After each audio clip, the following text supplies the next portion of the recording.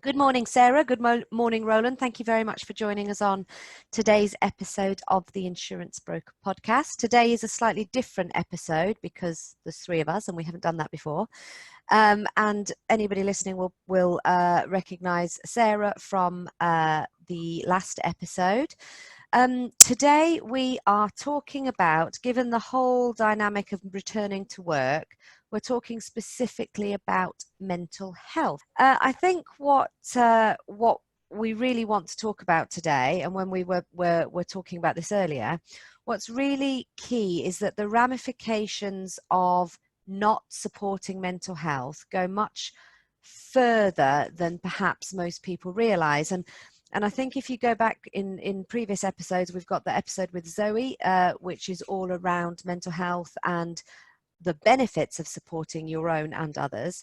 But I think maybe what's often missed is the legal and the legal ramifications and compliance ramifications of not supporting mental health. So Roland's here to talk to us about the FCA and what their view on mental health is and what you absolutely must be doing in order to comply with your FCA duties. And Sarah's going to talk us through the people aspect and the business productivity aspect and all things HR related to mental health.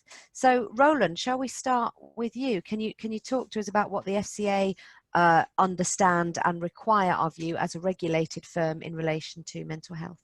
Yes. So it's a very interesting topic and very important topic, and maybe before the recent pandemic and shutdown, it didn't really have the right level of prominence in the industry, I would say. But it's definitely sneaking into the very fabric of the insurance sector, and more and more firms recognize the potential impact of mental health and what the lack of support within firms can cause in terms of compliance, but also in terms of operational efficiency. When it comes to the FCA, they are not that clear about their expectations in terms of how firms would need to handle mental health issues regarding their employees. I think there is a very clear difference between how to treat customers with mental health issues and how to treat employees with mental health issues. Naturally, one of the FCA's statutory objectives is to protect consumers. And to achieve that, just to touch on that very briefly, the FCA uses the terminology of vulnerable customers or vulnerable individuals, which is a much wider concept than just mental health, but it includes that too. So when one would look at the general overarching regulatory framework and most notably the FCA principles of business, the 11 principles of business, it's quite evident that the FCA would expect firms to have the appropriate controls in place to handle mental health concerns, in particular where those issues would have an indirect or direct impact on how the firm would end up treating customers. Just to give a couple of examples that we've seen whilst dealing or helping our clients, it's not uncommon for individuals on the front line to develop some form of mental health or some form of vulnerability for that matter, whether it's anxiety from financial circumstances or anxiety from personal life. That somewhat trickles into the work life as well. So they won't be able to focus on the day-to-day activities. They make mistakes in policy documentations or claims handling. And straight away, the firm is in a situation where, because of a mental health concern, they're not really treating customers fairly or as they should under normal circumstances.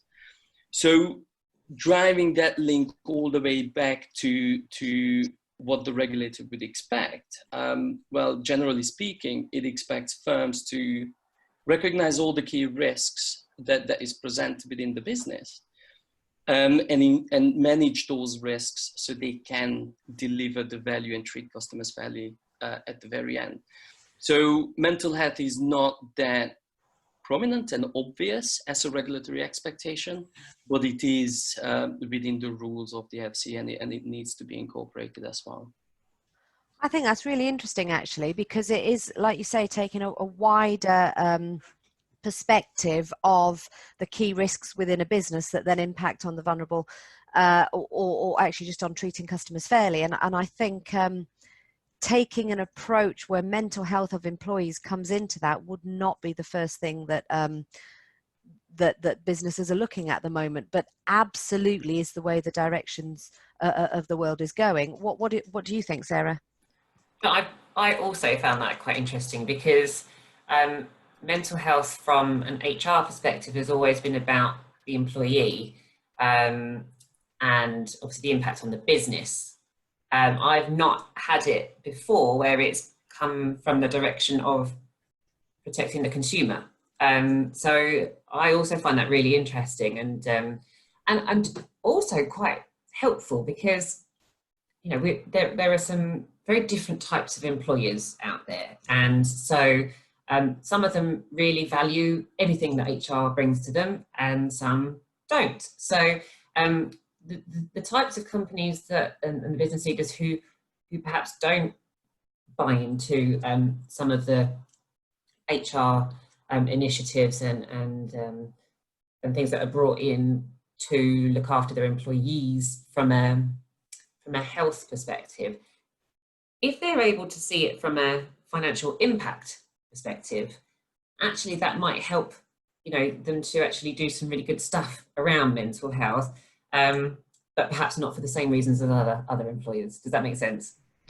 It makes absolute sense. And one of the things that I think is quite exciting about this trio that, you know, the three of us talking, is the holistic approach from it. So obviously Boston Tullis are around productivity, business processes, development, increasing growth.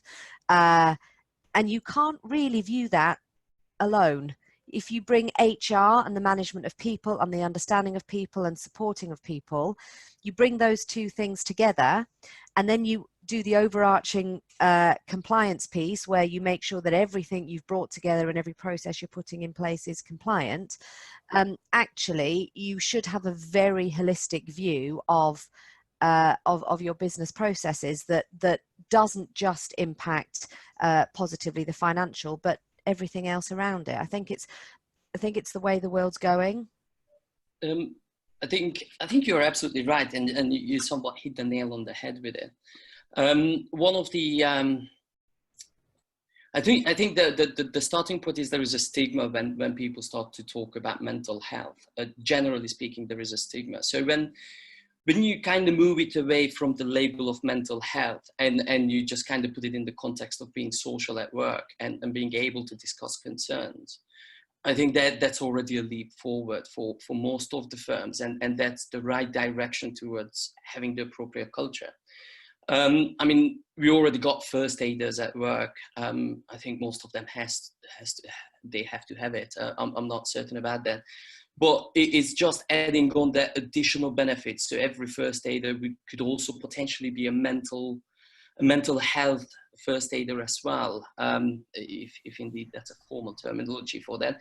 But just someone you can go and talk to who's not your manager, who's not your supervisor, and it's not on your performance record, and it's not going to be considered when you go from it. It's just a discussion.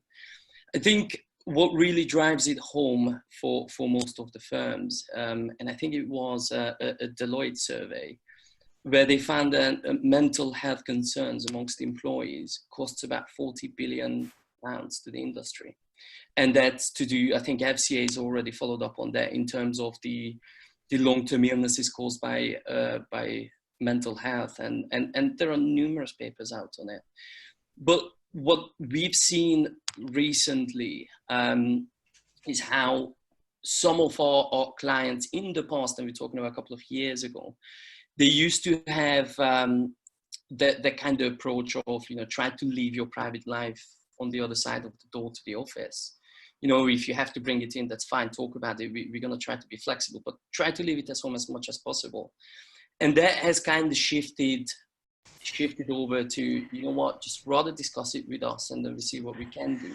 I feel like COVID has put a giant sledgehammer on that nut and cracked it wide open, which has allowed a lot of this mental health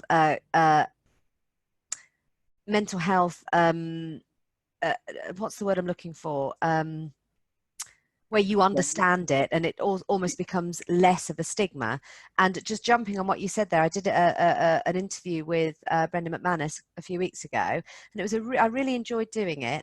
And one of the things he said was he went into lockdown with this idea of, you know, jokes about who's got the best home office and little competition, and very quickly realized that across the PIB group there were people in incredibly different circumstances, with kids at home working on ironing boards in a hallway and things like that. And that, for him, he was saying, really brought home this term mental health, and that there is no divide. There's no private and personal versus work life. You're one person, you live one life, and you can't just, or the majority of people can't just box up their problems and put them in a place. And people that do often find that spills out at a later date. So I think it's really, really important that idea, like you say, the stigma attached to it is lessening. And I know of a couple of companies in the insurance sector that have a mental health first aider, exactly that term, Roland.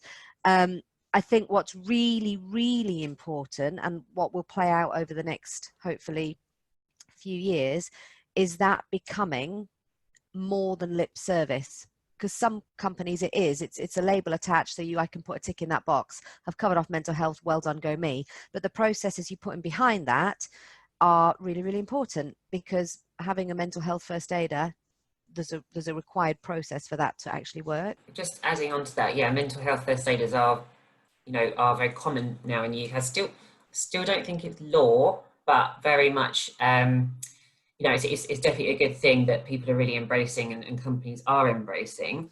The key thing for me, really, and like a lot of HR people-related communications, it's all about the leadership.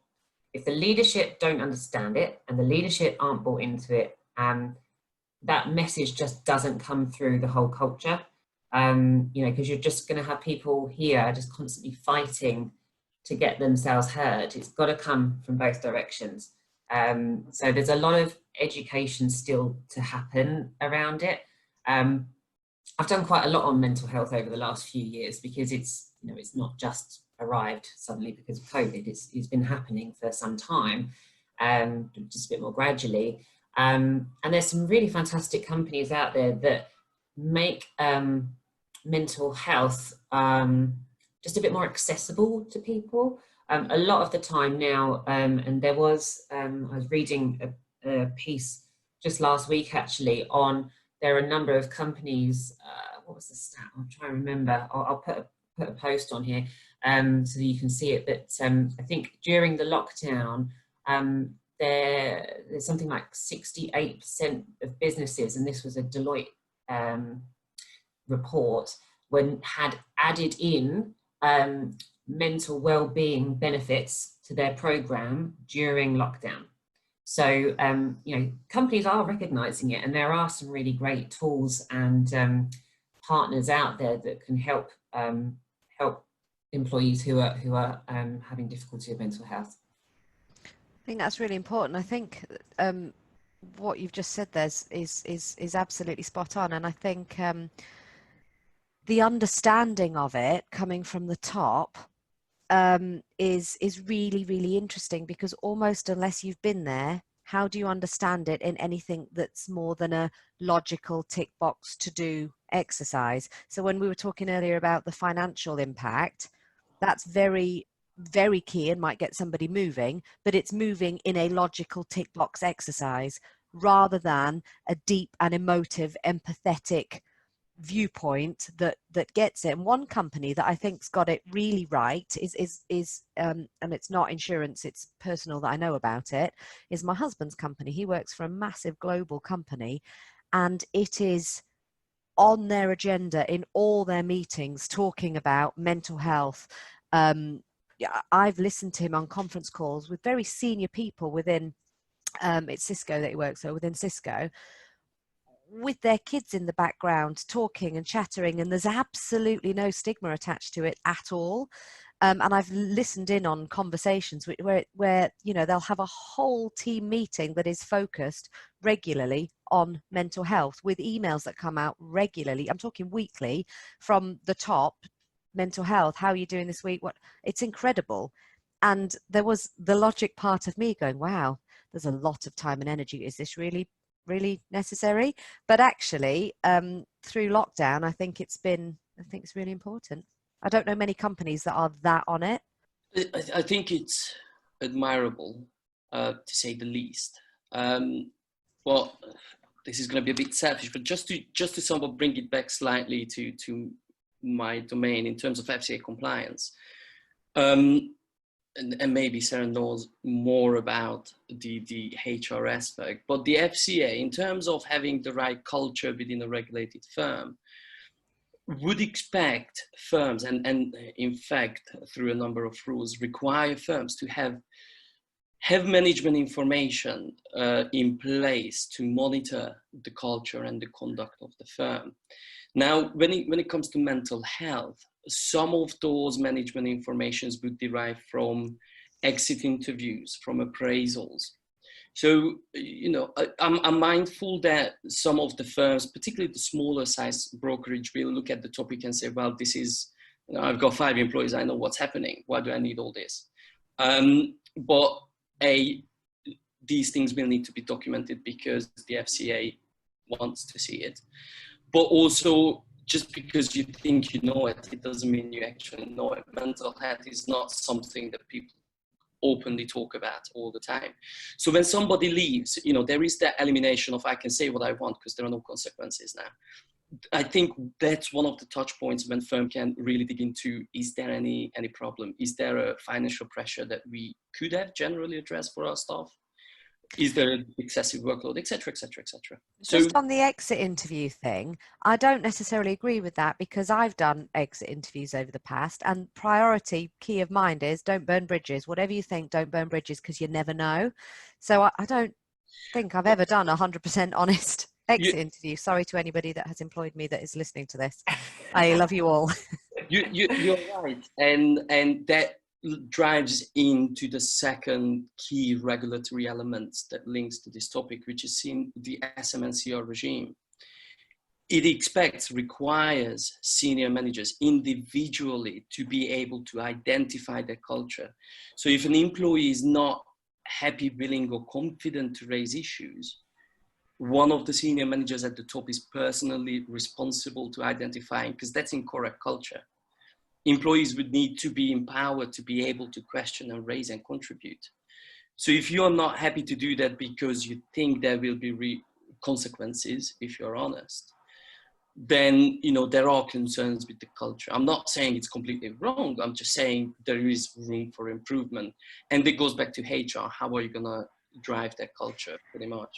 But how do you take those processes which are absolutely aimed at doing the right thing and put them in a way that is people-centric? People are people. If I tell you I think you're a crap manager and I think your entire firm sucks, even if I say it in a really nice way, I mean, that's going to hurt, and that's going to have an emotive reaction, which, regardless of the logical or the SMNCR requirements or the processes, there's a driver behind it that is sometimes not even known by the person doing it. And I feel like there's a personal element that needs to. I think there are 2 options to that. Obviously, if there is that personal element in there, senior managers are not expected to be a brick wall and effectively a computer on the desktop running on numbers. There are emotions, but they need to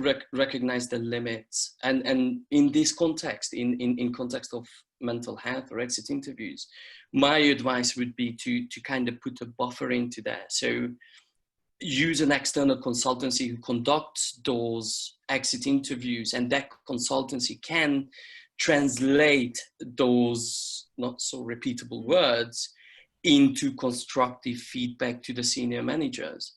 And that way, that emotional element is taken out, and you effectively set yourself up for success rather than failure. Because you're right, if that is the situation, the senior manager becomes emotionally overpowered, then straight away you just effectively affected someone else with a mental health issue, because the individual will be angry, anxiety, and God knows what else, sleepless nights. So they can get out of hands, but one would need to recognize that, okay, that's my limit, that's how I behave. I need an external consultant or someone else, or hire someone completely independent who can, streamline that process. I actually think you've hit the nail on the head there. And what I was getting at really is that it's got to be done externally, because otherwise there's always an agenda, personal, professional, just people. There's always an agenda. And I actually, just a personal thing, had a very good manager once who I was going through a difficult personal time. And I always remember he took me into the office and said, right, I'm not here to talk about work. I'm here to talk about you. Talk. Forget work, talk. What is it that is going on? How can I help? And what support? He even said, I think you should talk to somebody about this particular issue. I'll come with you if you want, which I thought was really nice. It was a real genuine, personable thing. And I think that's quite few and far between. Can I just say as well, and I think it's great, yeah, I agree, I think an independent external exit interview, but I don't think this sort of thing needs to be left until an exit interview. In fact, that's the last thing you want to happen, because you're losing talent there, and if they're good talent, you don't want to be losing them. So there's actually some, in HR, there's been so much innovation around technology, and this even reaches into well-being and mental health. You've got literally, I think it's like literally on demand, like real-time data that you can be getting from your employees on how they are feeling. And in fact, I ran a seminar, it must be just over about 18 months ago, with an app company that they developed.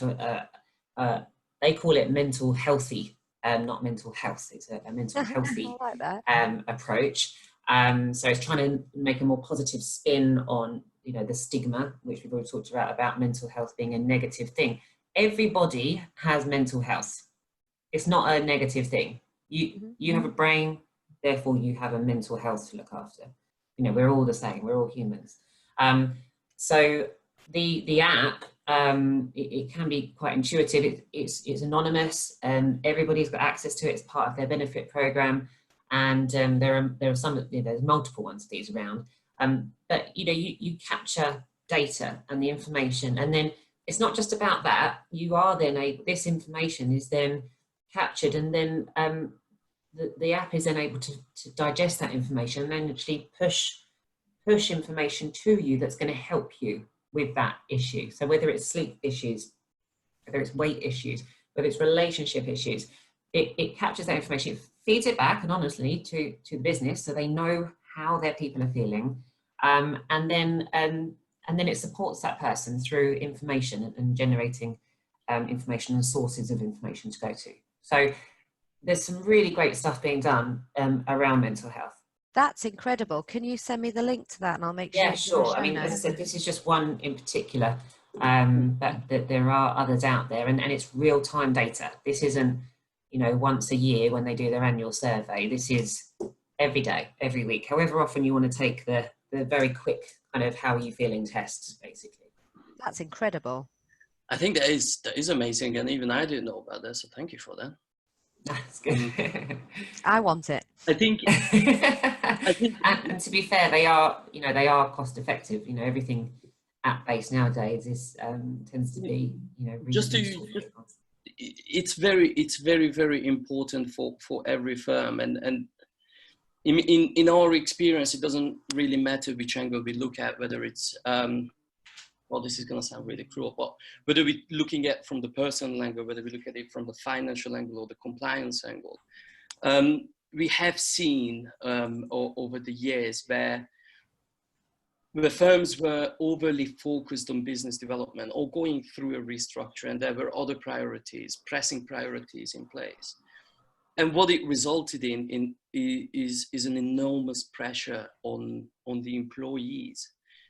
and none of the senior managers knew about it. And it got out of hands. It became a high turnover of staff, which wasn't the business model. So it created compliance issues. It created issues about delivering the service. But more importantly, the very extreme things we've seen is where individuals went to the FCA to whistleblow. And, you know, that put an enormous pressure on a firm when an employee whistleblowers, because the FCA real chances are the FCA will follow up on those issues. So the committed resources from getting the documents in order, attending a phone call or a meeting, God forbid they bring the enforcement guys with them.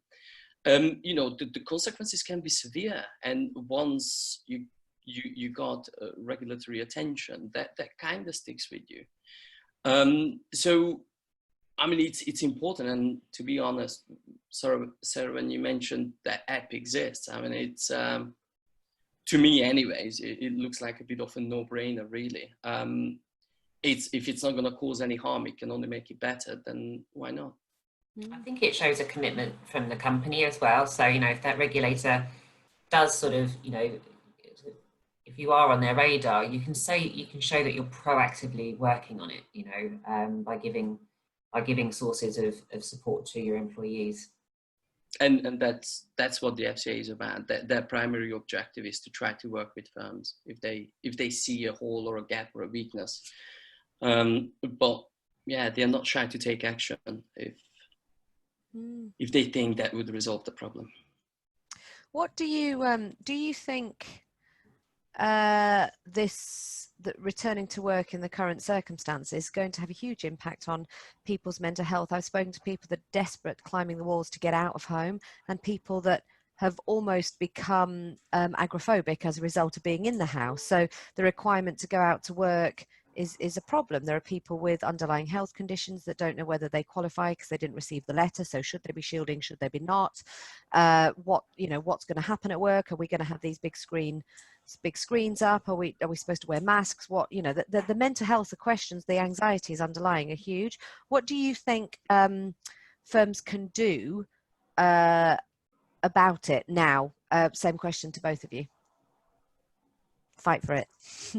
Ladies first. Okay, so yeah, we are seeing the same with some of our clients. Anxiety levels are high, and as you said, Sarah, it's no one size fits all. Everybody's got very different experiences of the pandemic, both personally and professionally, which is having an impact on their own individual views. So for me, and I did talk about this yesterday quite a lot, I know, but communication. And documentation. Communication, yeah, I mean, yeah, of course, documentation. I think the other thing which is really important is to partner with a really good occupational health specialist. And I partner with an occ health company, and they're seeing a lot of anxiety cases with return to work, and they're able to then do a proper kind of fitness assessment as to the reasons why that person is struggling, and then also help them put into place a plan, or with HR or the business, whoever's responsible for that, to get that person back to work. So that's my advice. Excellent. For us, it's a bit of a mixed bag, to be honest. We do focus, I dare to say, specialize in working with firms who are fairly innovative. So they rely on mostly innovative platforms and applications to run the business. So insurtech, in other words. And they already have had the setup of flexible working arrangements. So that kind of hybrid approach of, we've got an office. If you want to go in there, or if you have a meeting, see you there. Otherwise, let's try to do everything on Zoom, WebEx, Cisco, etc. And they are comfortable, to be honest. They dare to say dismissive of this issue. They don't really pay attention to concerns around going back to office, because they just throw it out to their staff, and if the staff doesn't want to go, they don't have to, which is a nice flexibility to have. But we do have clients, particularly in the old-fashioned sector of the insurance, where face-to-face meeting is important. So high net worth and commercial lines, most notably, where that office environment, that face-to-face meeting is kind of crucial for driving the new business. And I know, Sarah, you had a podcast about it in the past, but finding that new sales channel that kind of goes hand in hand with this flexibility. There is anxiety there, yes. But to be honest, from the regulatory perspective, it's documenting your decision making, documenting that you've done the risk assessment, documenting that you're not putting your employees under undue pressure, and you're able to deliver the service as per regulatory and contractual expectations. So I'd like to say it's more of a HR issue, but it isn't really. It's just looking at those people and try to work with them practically, not just as a tick box exercise. I think one of the things about the insurance industry, insurance brokers particularly they are predominantly, the sales personnel are predominantly people.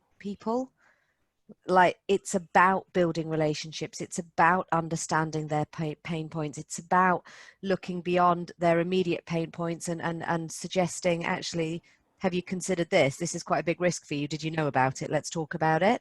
So it's almost inbuilt, that kind of people focus.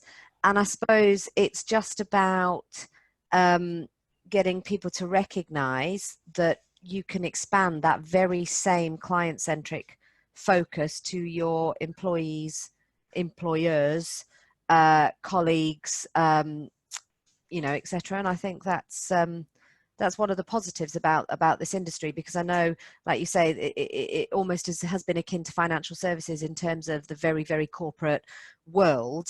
But I think the people in it care. That's why they're in it. That's what they're doing. There's a lot of understanding there. So I think hopefully COVID's given a bit of a shake up, and the chips are going to fall in the right place. And I think things like that, the conversations we have are being had across the board. What should people be looking out for? Employers, particularly smaller brokers, but actually the big brokers as well. What should they be looking out for over the next few months that would be really good MI for them to recognize that there may be a problem that's gone under the radar? That's a very good question.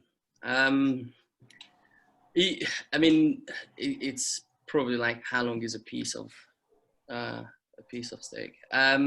Each firm is different. Each people are different, and the regulator, the FCA, has had webinars on how to measure culture and conduct. It's not as straightforward as how many people left, 10, is it good or bad? It's not down to numbers. So it's very hard to quantify it. It's more of putting it in context and reading the feedback. So each firm has different sets of management information. We've seen some very elaborate, very detailed reports about culture that involves from management information of, do they turn up on time? How much time do they commute? How many times do they change between buses and tube, and etc. And build up a profile, and then try to measure employee satisfaction, particularly over the first year. And we've seen the other end of the spectrum, whereby you've got your exit interview and your annual appraisal, and nothing really in between. But it's down to the firm, it's down to the senior managers. And again, it's being driven back to the SMNCR regime.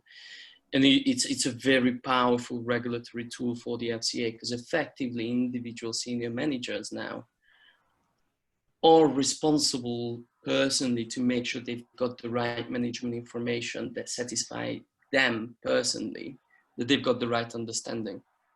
And they know what's happening in the business. So if a senior manager is not certain or not confident, then changes need to be made and consultants would need to be brought in.